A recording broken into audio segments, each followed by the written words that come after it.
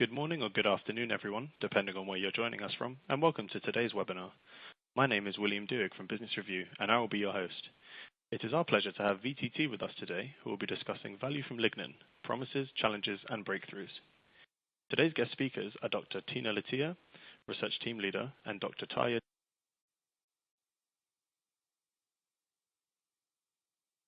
Tamminen, Principal Scientist. I'd like to welcome you to our webinar platform On24. You'll notice that this webinar is browser-based, so if you do disconnect for any reason, please just click on the link that you received via email to rejoin the session. In order to ask questions, you can send them in via the questions widget.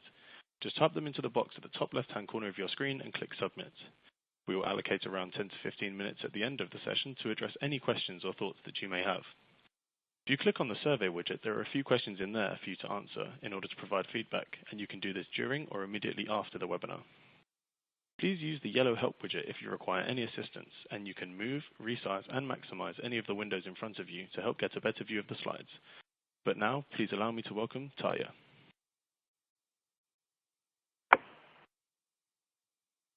Okay, thank you, William. Hello, everybody. And so we are more than 500 people registered to our webinar today, which means that lignin is quite a hot topic. Thank you, everybody, for joining us. We are from VTT, which is a leading research organization in the Nordic countries. Bioeconomy is one of the focus areas in our research, and lignin is one of the key topics. You can see some more facts about VTT in the slide, but let's start now with the lignin.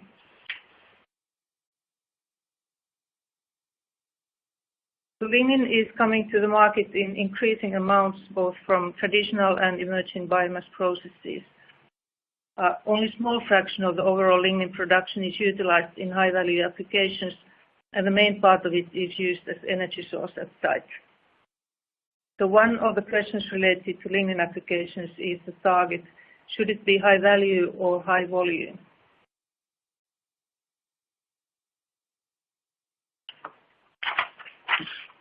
Lignin is a renewable phenolic polymer, and therefore it might replace the presently used fossil-based raw materials in the manufacture of chemicals, fuels, and materials. Lignin accounts for 15 to 30% of lignocellulosic biomass, depending on the plant species. It is bound to the cell wall matrix together with cellulose and other polysaccharides, forming a complicated composite-type network structure. Lignin itself is composed mainly of three types of monolignal building blocks: paracumaryl, coniferyl, and synapyl alcohols. Paracumaryl alcohol is found in practice only in annual plants, while coniferyl alcohol is typical to softwood and synapyl alcohol to hardwood species. Several structural models for lignin have been proposed. In this slide, we present the model by Kuhn for softwood lignin. The model illustrates complex structure of lignin, but also its potential, as there are quite many reactive sites in lignin for further modification. Lignins are formed as byproducts in lignocellulosic biorefineries. Pulp, paper, and board are the traditional main products in these processes, while bioethanol and other products from the sugar root are becoming increasingly important products. Lignin is an important side stream component in both types of processes and can be recovered as technical lignin. Currently, about 55 megatons of kraft lignin is produced annually as side product of chemical pulping. Only about 150 kilotons of this is recovered as technical lignin. This means that most of the lignin is directly burned for energy, and only a minor fraction is utilized in high-value products. In addition, 1.8 megatons of lignosulfonates are recovered from sulfide pulping side streams. And the emerging second-generation lignocellulosic biorefineries are expected to deliver substantial amounts of lignin in the near future. And Tina will continue from here. Please, Tina. Okay, thank you, Tarja, and good day also on my behalf. So I will briefly review the trends in lignin research based on the recent patenting activities. Lignin valorization has been studied throughout the years, and there has been ups and downs in the research activity like in many other research topics. During the 90s, the research was rather low, but in the beginning of this century, the lignin research expanded again. Most of the patents are granted in China, and this seems to be a quite recent trend. Nearly all Chinese patents date back to the past 15 years, whereas before that China was well behind USA and Japan, who traditionally have been very active in lignin research. Also in other Asian countries, like in South Korea and India, the lignin research has recently increased significantly. Interestingly, this has been the trend also in Mexico and Brazil. In Russia, the development has been quite the opposite, and patenting activity has recently reduced, although Russia still is fourth in the overall statistics. Based on patents, the lignin research is very active also in Canada and Australia. In Europe, Germany seems to be the clear leader. If we look at the main application areas of the patent, lignin use as a surface active agent in various end uses seems to be the most popular. This is no surprise since many commercial applications of the lignosulfonates are on this field, and therefore these have been studied also with other technical lignins. One of the main end uses of lignin-based dispersants is as a concrete additive, but the polyelectrolyte nature of lignosulfonates and other chemically functionalized lignins have been utilized also in several other application areas. These include, for example, various kinds of binders, controlled release fertilizers, water treatment chemicals, emulsifiers in asphalt, and so on. The second largest application area for lignin is the thermoset resins, which include phenol formaldehyde, polyurethane, and epoxy resins in this order. Also, the resins can find several end uses in wood adhesives, coatings, construction materials, and even in rubber, which are given all here as a separate subclasses. In addition to these, lignin depolymerization for chemicals and fuels has been studied extensively. Also, lignin used as a thermoplastic component in plastic composites is an important research field. Similarly, lignin used for various carbonized materials is one of the main application areas. This includes, for example, the production of lignin-based carbon black for tires and other rubber products, but also activated carbon for absorbents and electrode carbon for batteries. Recently, very much effort has been put to the development of lignin-based carbon fibers to provide low-cost alternative to the polyacrylonitrile in the production of lightweight composite materials for automotive industry. So clearly, the application possibilities of lignin are versatile. Both the chemical companies and lignin producers are looking for possibilities to utilize lignin. As already seen, the Chinese chemical companies are very actively exploring lignin as a potential raw material. From the large international chemical companies, BASF is highest on the list, having patents widely for various lignin uses. The main focus of Japanese companies like Sumitomo Bakelite, Kobe Steel, Hitachi, and Panasonic seems to be in the resins, batteries, and electrodes, whereas Toyota is looking for various kinds of composite materials for automotive industry. From the pulping companies, UPM and Stora Enso have recently been the most active. Interestingly, there are also some companies working in the field of cosmetics and pharmaceuticals. L'Oreal, for example, has several patents related to the surface active agents and hydrogels. Most of these utilize mainly polysaccharides, but also lignin is mentioned or somehow included. So these are only the companies that have been most active in patenting during the past 15 years. But there is a long list of other well-known companies underneath. So the active patenting of the companies is a very positive sign considering the actual commercialization of lignin products. So each type of the industrially produced lignins have different characteristics, and this brings both benefits and challenges regarding their application potential.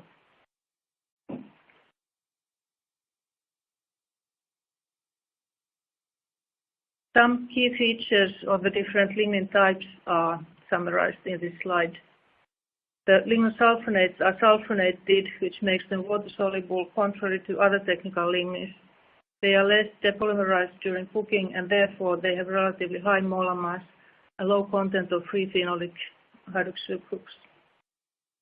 Their thermal stability is rather low. Spent lignins from craft cooking share many characteristics with the lignins from soda and organosolv cooking. They are insoluble in water, and they have low or medium molar mass. They are also rich with reactive phenolic hydroxyl groups.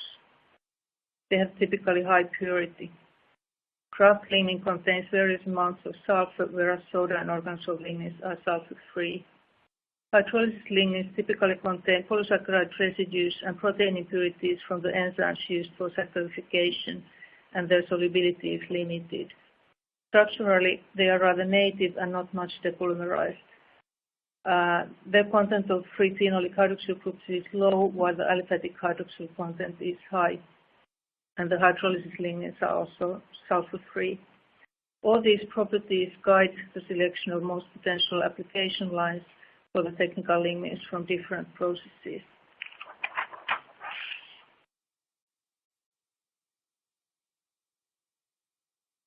The inherent properties of the lignins can be used as guidelines for the selection of the most potential end uses.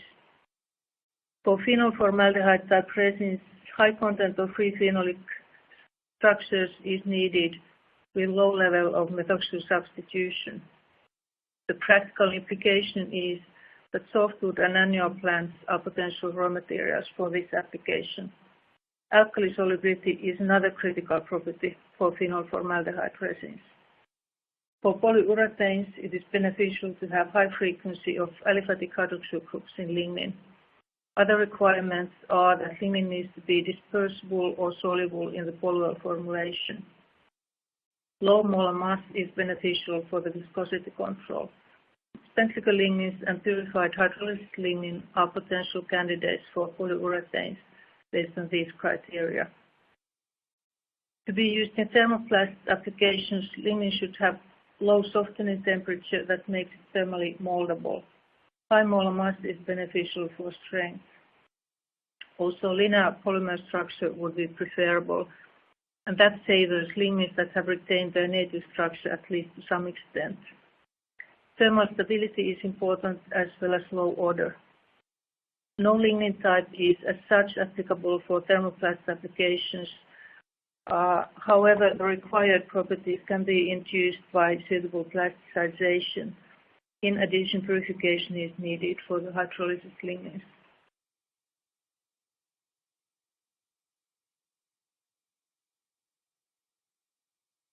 Surface active agents are typically water-soluble. Therefore, lignosulfonates are used for a variety of applications of this type. Also, carboxylic acid functionalities improve water solubility. They are not abundant in any of the most common technical lignin types, but they can be increased by functionalization. Smaller mass of lignin affects its performance, but that depends on the application.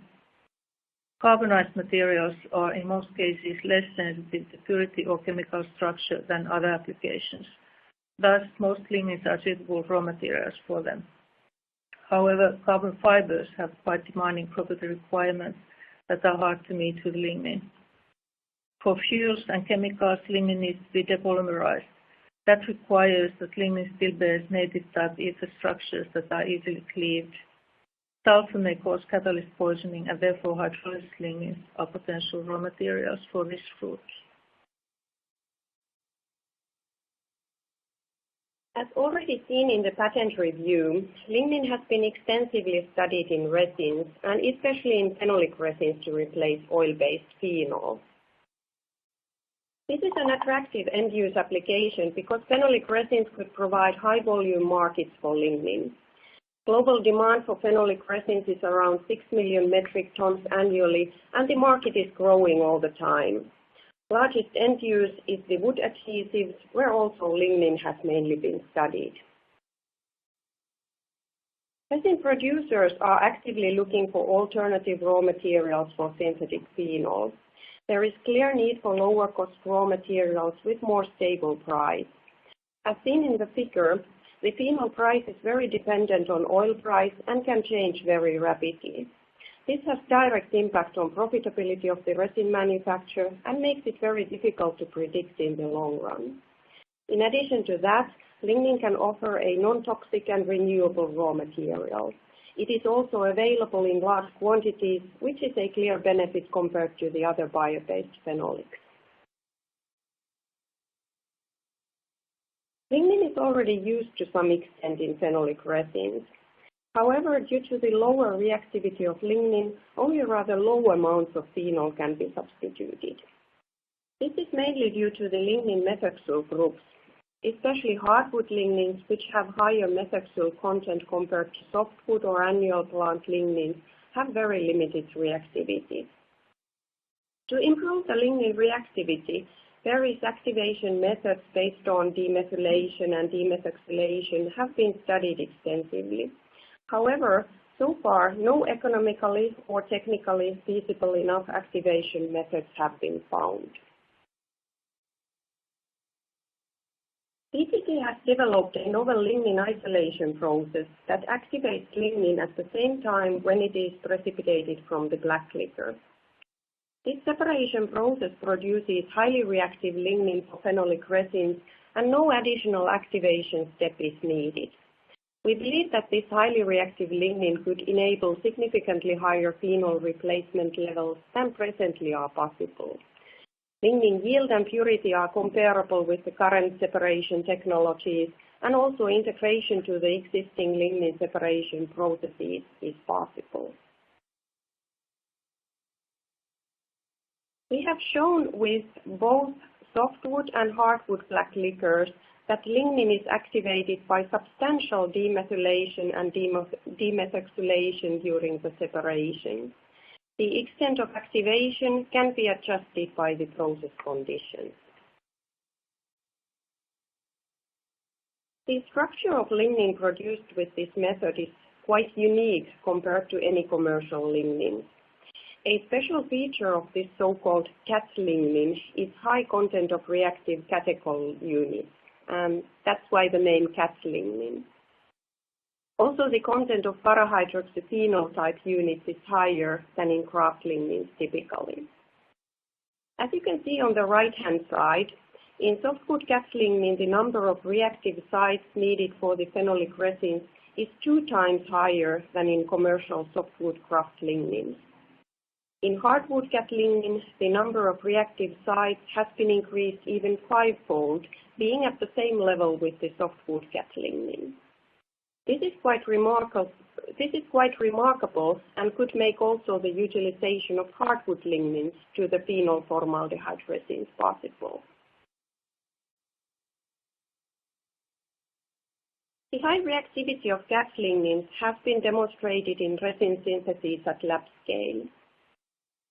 Even at very high replacement levels of 50 and 70%, clearly higher resin curing rates have been detected compared to the reference resins with commercial kraft lignins.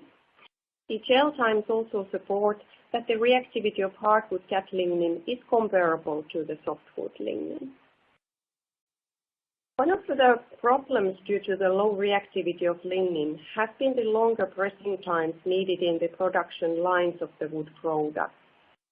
Fast curing rates of the cat lignins, even at high phenol substitution levels, should enable short pressing times without any risk for reduction of production capacity.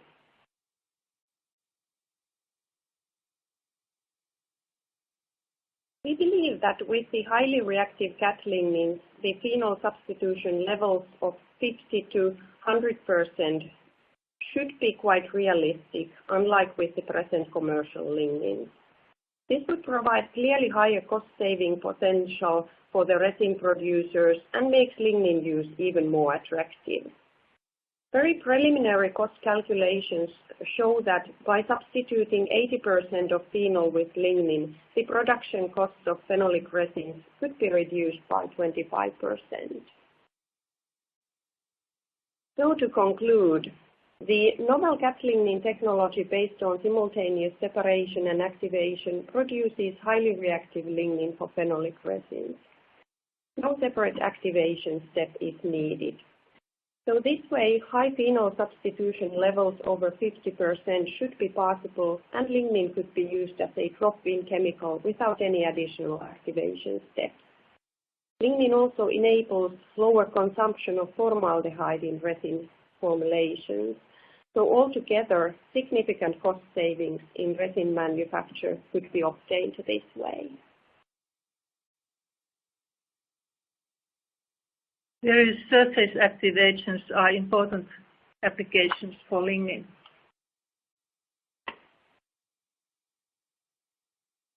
The water-soluble lignosulfonates have been traditionally used for applications that require surface active properties.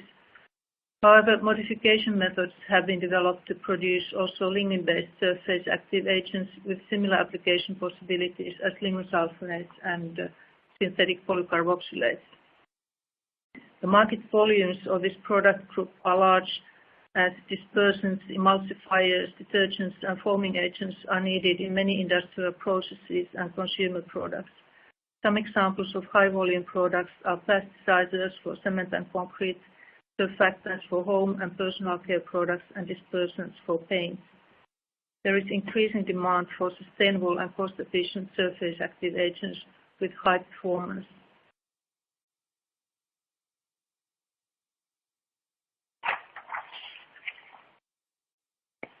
Ligniox is a cost-efficient method developed at VTT to convert lignin into a high-performance dispersant. Using this method, lignin can be converted water-soluble by simple oxygen oxidation in alkali. The oxidized lignin solutions can be applied as ready-to-use dispersant solutions, which reduces the cost. It is also possible to integrate ligniox as part of the biorefineries. By varying the process conditions, it is possible to fine-tune the properties of the oxidized lignins for different end uses. In this example, in the figure, soda lignin has been oxidized under various conditions to yield products with wide range of negative charge versus monomer combinations.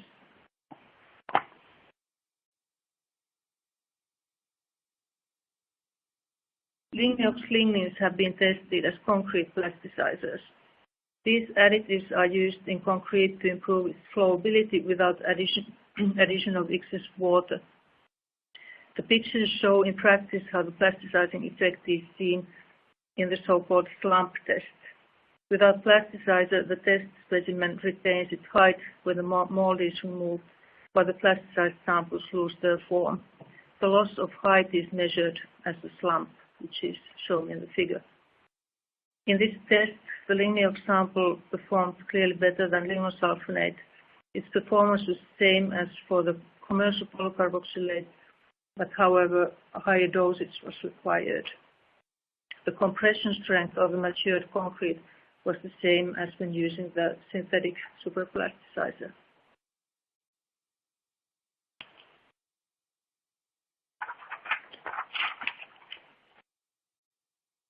In this figure, the prices of the lignosulfonate plasticizer, ligniox lignin and polycarboxylate superplasticizer are compared, taking into account their plasticizing performance. We can see that the ligniox product is competitive in price, even if it needs to be used double amount compared to the superplasticizer. It is competitive also in comparison to the lignosulfonate, both in respect to price and performance.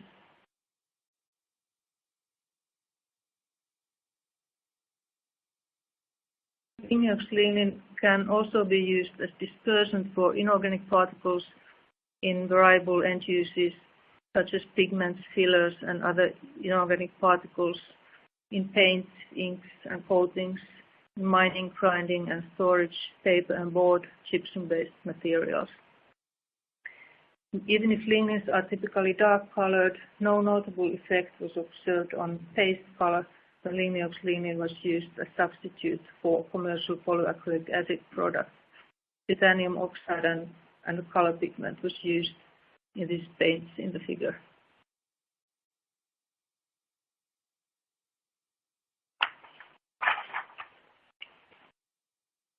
The dispersing performance of lignin is demonstrated for titanium oxide and calcium carbonate in these figures. Commercial polyacrylic acid was used as reference. In the case of titanium oxide, the lignin product was comparable with the reference at only slightly higher dosage. The reference soda lignin did not perform at all, neither did lignosulfonate in this test. For calcium carbonate plasticization, lignins from soda and kraft lignins were compared. The lignins process improved significantly the performance of both lignin types, but the kraft-based lignin was especially suitable for this application. In addition to these examples, lignins plasticize also gypsum. In that application, they also slow down the hydration and thus enable longer working time.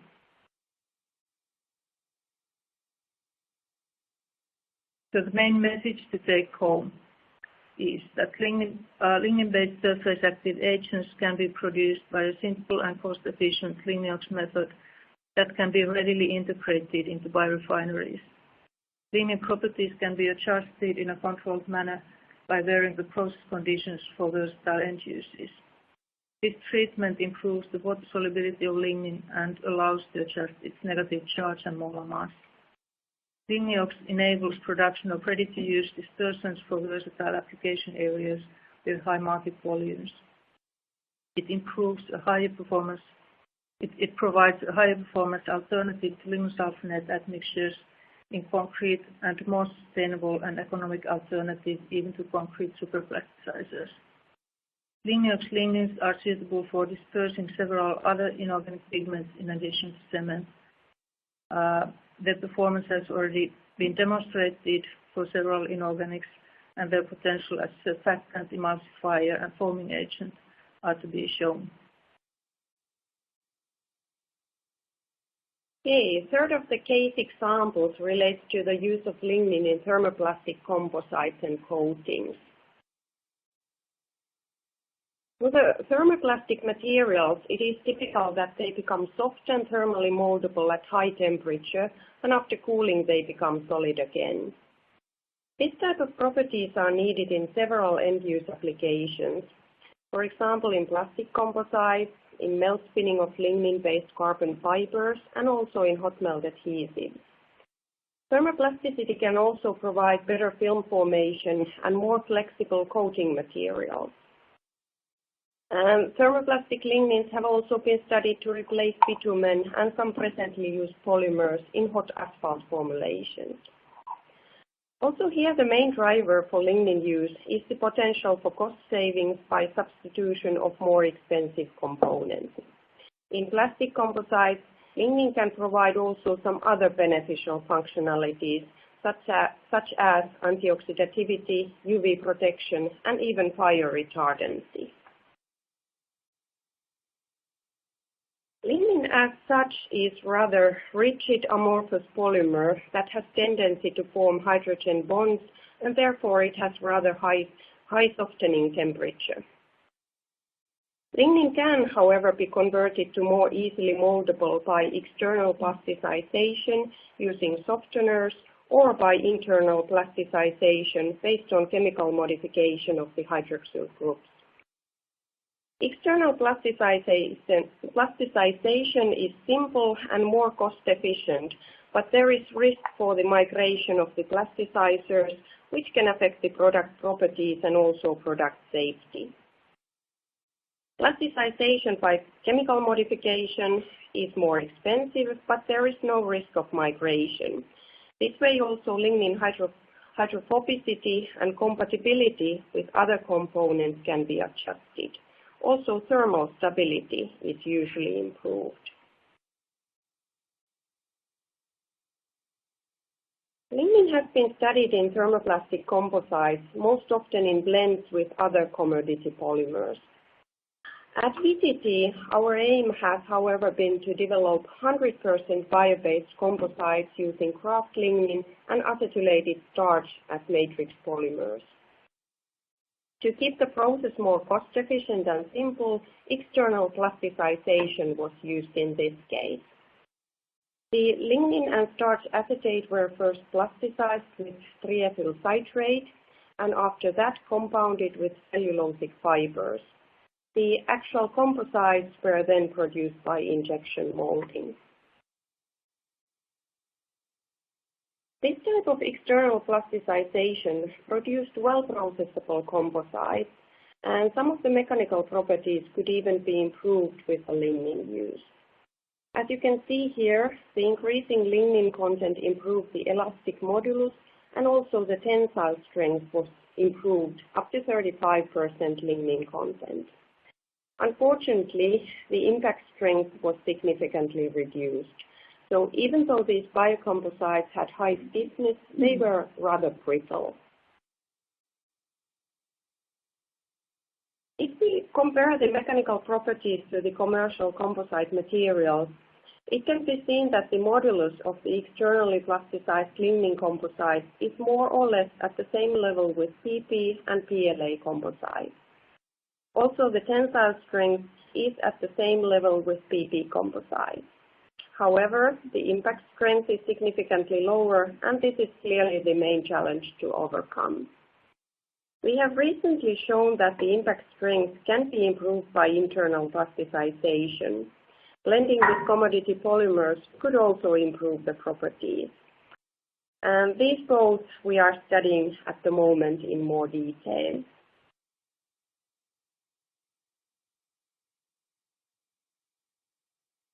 Internally, lignin thermoplasticity can be improved, for example, by esterification or etherification. As you can see in the table, the lignin TG can be adjusted in a controlled manner by substituent chain length or degree of substitution. Typically, the longer the substituent chain length, the higher the degree of substitution. The longer the substituent chain length or higher the degree of substitution, the lower the TG. This way also compatibility with other matrix polymers in blends can be adjusted, which is also essential to the composite properties. We have studied at VTT lignin esterification to produce flexible lignin barrier coatings for fiber-based packages. As shown in the upper picture, complete acetylation and addition of rather short side chains reduces lignin TG only to some extent, and rather fragile coatings with poor film formation were obtained. Lignin esterification with long fatty acids of tall oil, on the other hand, reduced lignin TG well below room temperature. And this way, flexible self-standing films could be produced, as can be seen in the lower picture. These TOFA-esterified lignin coatings have been shown to provide improved barrier properties with good film formation in fiber-based packages. The water vapor transmission rate of board could be reduced to the same level as with bio-based PLA coatings. Also, oxygen barrier properties were improved to some extent. However, the properties are still lower compared to the commercially used barriers, and alone cannot yet fully meet the requirements of food packages. So to conclude, lignin can be plasticized externally by additives or internally by chemical modification, which offers several lignin application possibilities. Good thermal processability can be obtained for the composites simply by external plasticization. This way, bio-based composites with good tensile strength properties can be produced, but to maintain also the impact strength at acceptable level, the internal plasticization and blending with plastics is probably more preferred. Chemical modification provides a versatile tool for the adjustment of thermal properties of lignin without any need of additional softeners and risk of their migration. Tall-oil fatty acid mixture, which is also a byproduct of pulping industry, is a very promising bio-based raw material for lignin plasticization.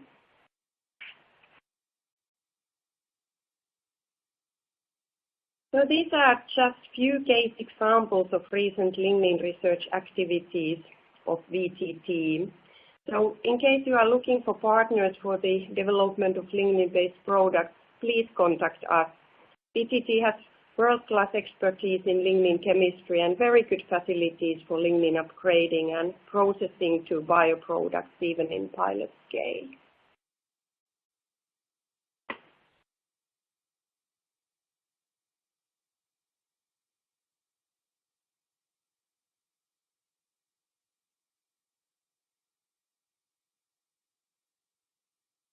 Okay, fantastic. So audience members, it is now time for the first poll of today's session. I'd also like to give you guys a reminder about the contact us widget that is available at the bottom of the screen. If you just click this and you'll see an email format, and if you want to follow up with VTT post-webinar, you'll be able to do this if you so desire. But first, the question that we have at the moment is, which of the presented cases did you find most interesting? First response is highly reactive lignin for resins. The second is lignin as a surface active agent. And the third is thermoplastic lignin for composites and coatings.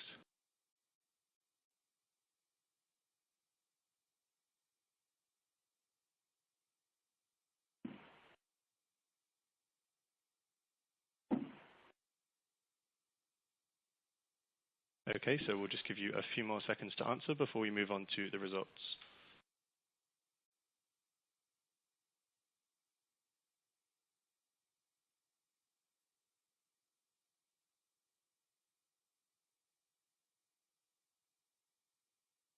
Okay, if you just bear with us for a couple of seconds, we seem to be having a slight technical issue, but we'll get back to you as soon as we know what's happening.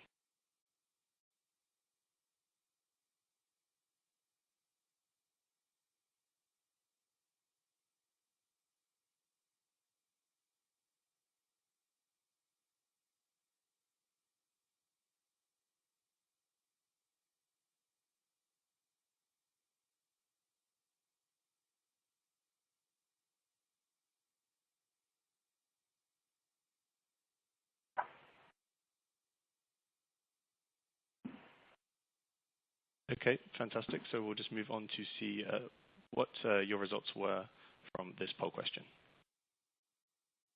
And we can see that there's a fairly even split.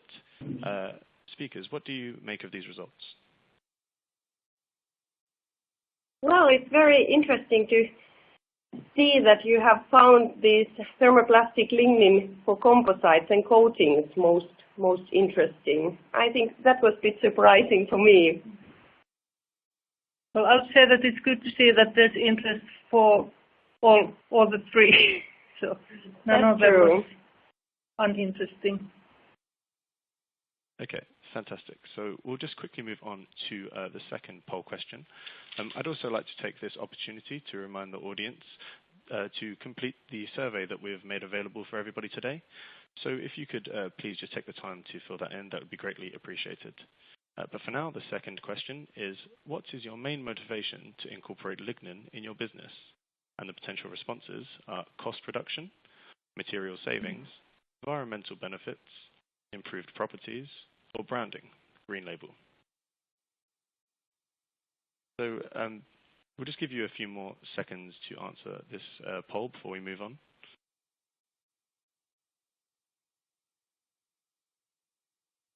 Okay, fantastic. So let's see how you've responded to this poll. And we can see here that slightly ahead of everything else, although it's a very well-received poll, the environmental benefit seems to be the most popular response. Is this at all surprising to either of you, Tina or Taya? Well, I must admit that I would have guessed that the cost reductions come first, but it's good to see that the environmental benefits are considered high as well. The green label is not a very big driver. Good to know. Interesting to know. Okay, fantastic. So audience members, we're now moving on to the third and final poll question of today's session. Also, I'd like to use this opportunity to remind you to submit questions for the Q&A session at the end of today's webinar. To do this, all you have to do is use the purple Q&A widget and enter your question into the top left-hand corner of your screen and click Submit. But for now, the third question is, what is the main bottleneck on your way to commercial lignin applications?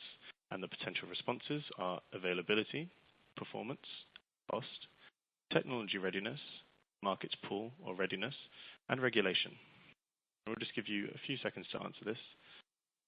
And to those, thank you again to those who have already submitted questions for the Q&A session. We look forward to potentially trying to answer as many of your questions as possible. But for now, let's move on to the results of this third and final poll. Wow, and we can see that technology readiness is way out ahead of everything else. Is this the type of response that either of you were expecting to see? Yeah, I fully admit this too. There are still research work to do too with the lignin applications. Yeah, that's true. So this is more or less expected result. Okay, brilliant. So then I'll just hand back over to you guys to complete the rest of the webinar before we move on to the Q&A session.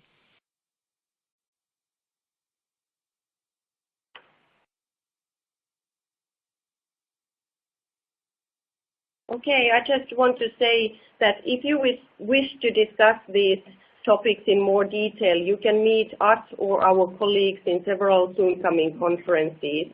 You can also contact us either by email or via LinkedIn. And in the end, I would also like to remind you on soon coming webinar on thermoplastic biocomposites, so do not miss that either. And in the very end, I would like to thank you all for your time and interest on lignin. And in case you have any questions, please do not hesitate to ask now, or you can also contact us later.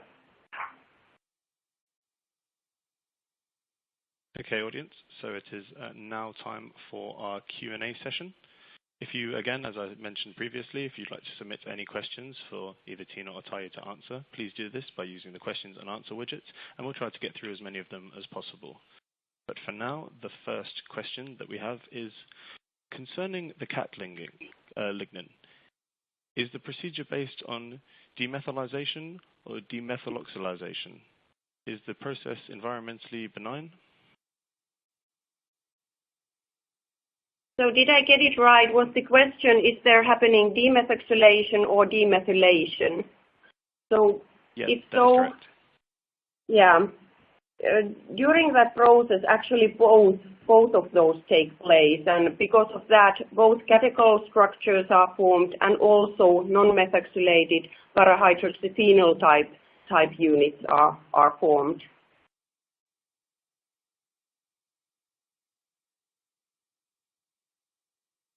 Okay, fantastic. So we'll just move on to our next question, which is lignin ox already commercially available?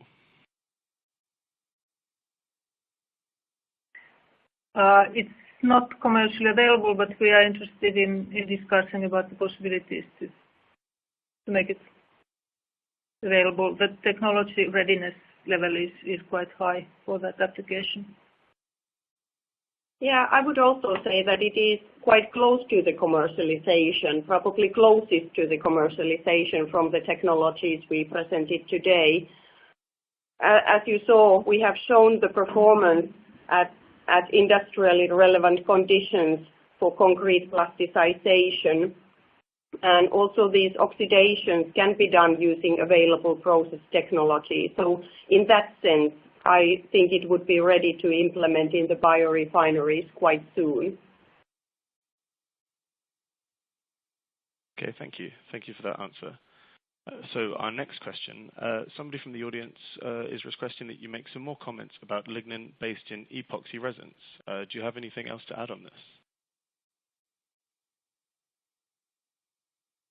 Well, lignin has been studied also quite a lot in epoxy resins, and there has been different kind of approaches how to utilize lignin. Lignin has been used as such, and it has been modified to make their more reactive functionalities for epoxy resins. If we think about this cat lignin we presented today, I think that might be quite good raw material also for the epoxy resins, because there is in overall very high content of phenolic units, and that would be benefit also in epoxy resins. Okay, fantastic. Thank you very much for that response. Our next question is again regarding lignin ox, and the question is lignin ox available in powder or liquid form? It has been tested so far in liquid form because it's simpler and it's feasible to the applications that we have had in mind. But there's no reason why it could not be tried into powder form if necessary. That is something we could very well look into. Okay, brilliant. Thank you. Our next question is, what are the main demands for research to turn commercial lignin applications and make them more feasible?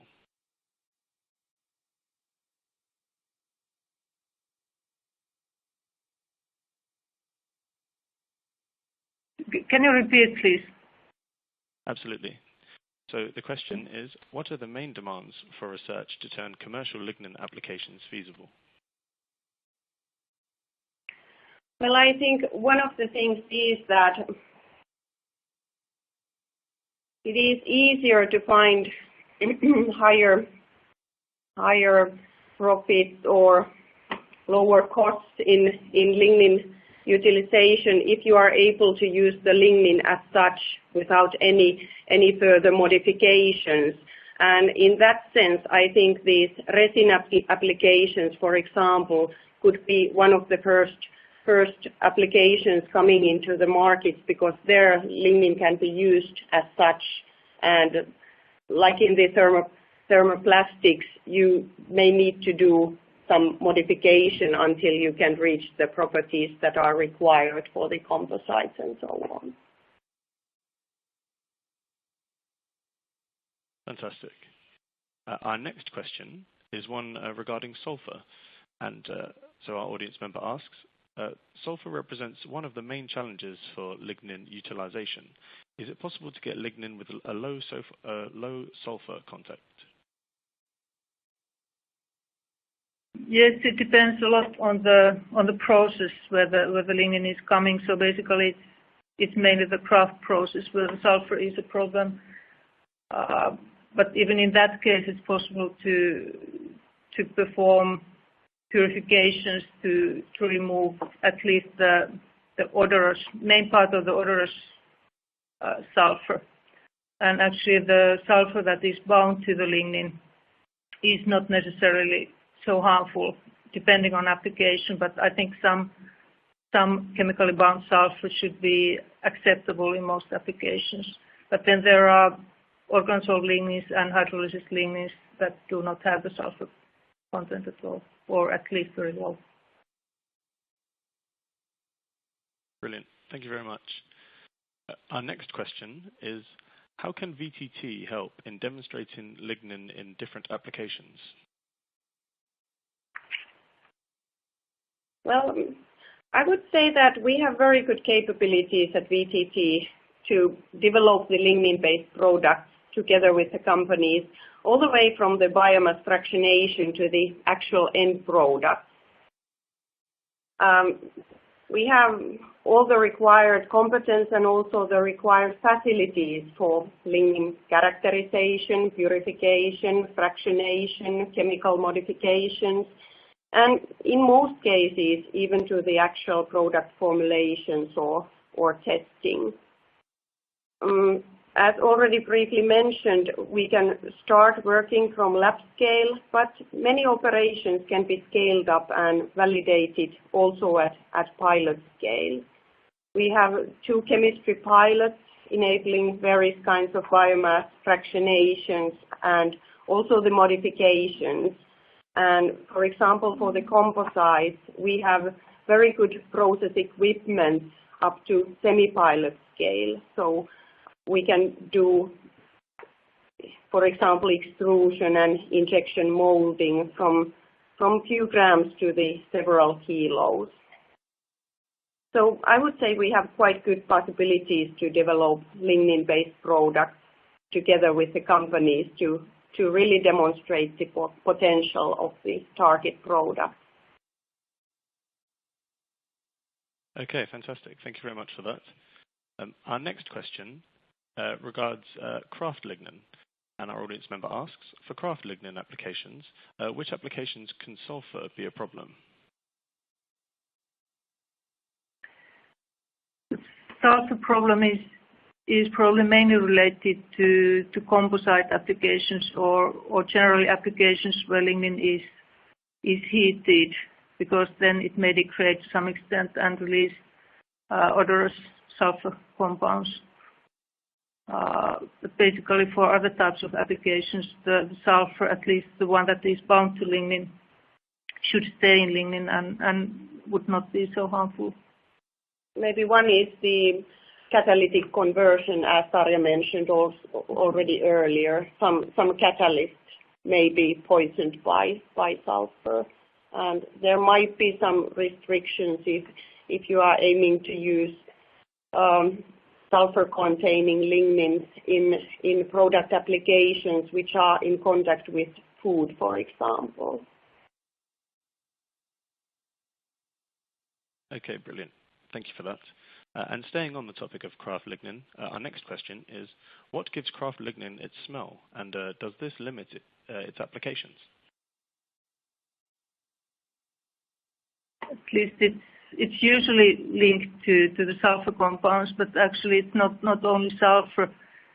It has been studied by kind of analytical heating, and there are many phenolic compounds like guaiacol, which has very high odor. So even if all sulfur could be removed, it would still have some sort of odor. And actually also the organosol lignins, they are not odorless. They just, each of them have a little bit different odor. So I think that is something that we have to live with it. Okay, thank you very much for that. Our next question is, what do you think of applications of lignin nanoparticles? That is a fascinating research area, and there's a lot of activity in that, which probably in the long run leads to high value applications. But I think at this moment it's not clearly seen where it will lead. But there are technologies developed for the production of nanoparticles, but I think they are far from being economically feasible yet. But they're probably in the future. Okay, thank you. Our next question is, do you think processes for internal plasticization of lignin, such as esterification, is economically competitive with non-renewable alternatives? And is it an environmentally friendly reaction?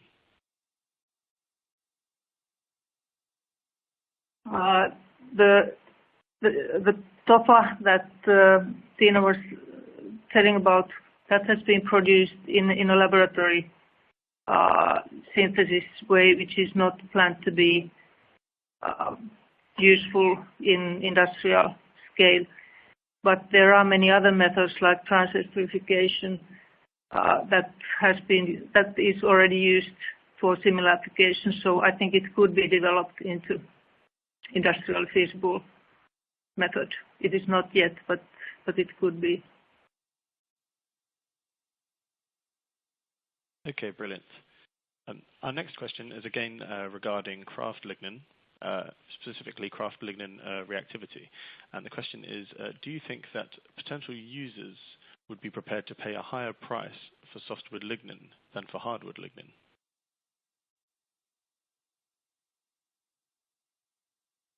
I'm not sure if I got it right. So what's the question? If higher price from softwood lignin is expected rather than from hardwood lignin?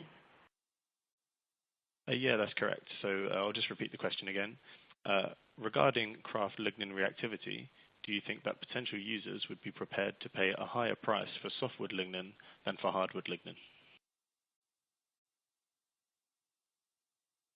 I think it depends on the application because it's not that straightforward. Some of the applications, like the thermoplastic type resins, are clearly better for softwood lignin, but there are good applications also for hardwood lignin. So I think it's a more complicated question to say.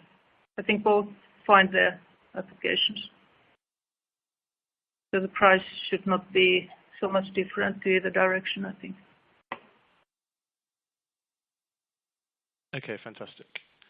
Our next question is, can you oxidize and reduce the guajacol-related smell?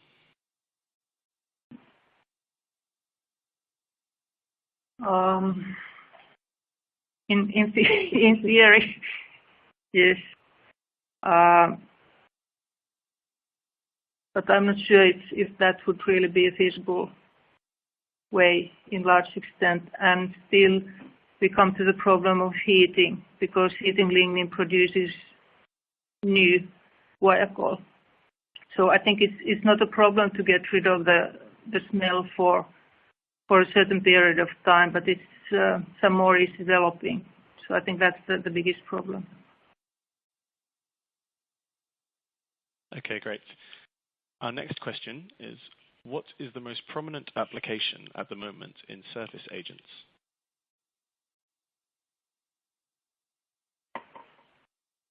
For the surface active agents, did I get it right?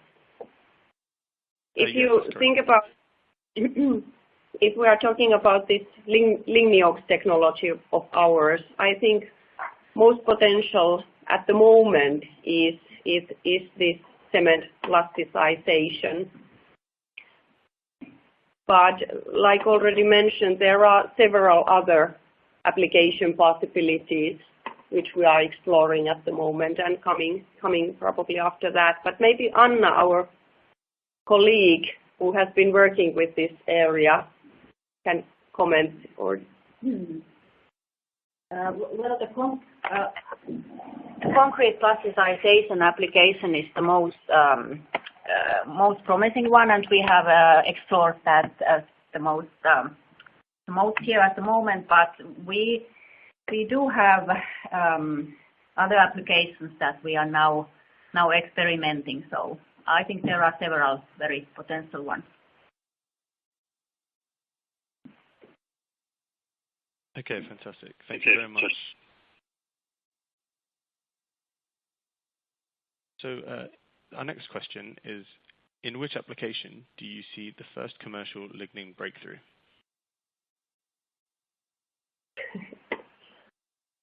Well, I personally believe that the lignin-based resins could be available in the market quite soon.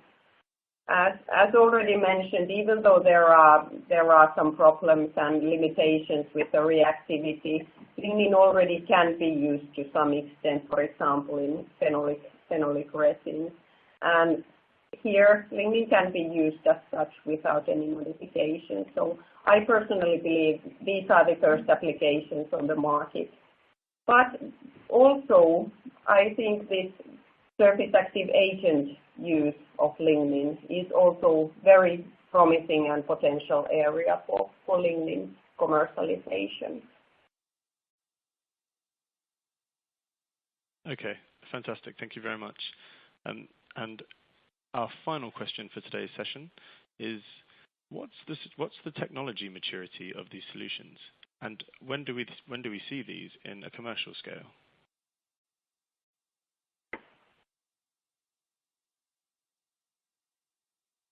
Well, for the ligniox technology, I think that is most ready, especially for the concrete plasticizers. I would say that the TRL level is 5 to 6. We have shown the performance in industrially relevant conditions, and like already discussed earlier, also this oxidation can be done using available process technology. This cat lignin technology for the resins, that is something we have demonstrated at the moment at lab scale. So I would say that it is on TRL level 4. So this is the process we are further developing at the moment, looking for optimal process conditions to really produce the most suitable lignin for the resin application. And what comes to the thermoplastic lignin applications, I think there is much more research still needed in that area. Okay, brilliant. Thank you very much for that response, and thanks to everybody who sent in their questions. Unfortunately, we didn't get around to answering everybody, but I'm sure that VTT will be able to get back to you in due course to answer yours. So all that leaves me to do is to thank Tina and Taya for what was a great presentation, and to also thank VTT for sponsoring this session. Tina and Taya, do you have anything else that you'd like to add to the audience before I formally conclude? Well, I just would like to thank you all for joining this webinar. Thank you also from my side. Let's be in contact. Okay, fantastic. Thank you once again, Tina and Taya. To the attendees, you will receive an email shortly telling you how you can access the on-demand version of this webinar, or you can access this through our website, which is www.business-review-webinars.com, and you'll be able to rewatch the entire webinar from start to finish there. Once today's webinar ends, a survey will appear in its place, and we would really appreciate it if you took the time to answer the questions that are in there. We look forward to sharing further webinars with you in the future. So please do keep an eye out on the website that I just mentioned, and follow us on Twitter at Business Review Webinars for daily updates, and join our LinkedIn group, Business Review Webinars. Thank you once again, and I hope you all enjoy the rest of your day.